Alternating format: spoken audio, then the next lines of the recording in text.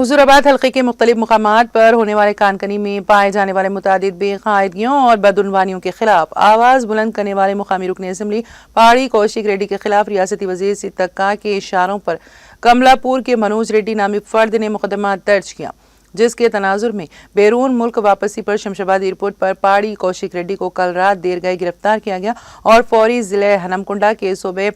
दारी police station मुंतकिल किया, जिसके इतला पर अजला वरंगल और करीमनगर के BRS पार्टी से वाबस्ता सैकड़ों कायदीन, जिनमें एराकेश रेड्डी,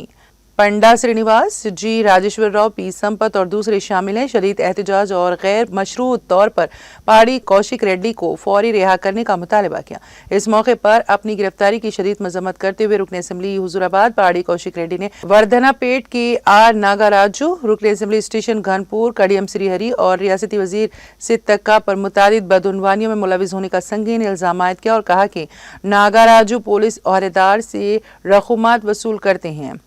तेलंगाना रियासत में 20% कमीशन वाली सरकार चल रही है, जिससे तमाम महाजों पर हुकूमत नाकाम खड़ी है।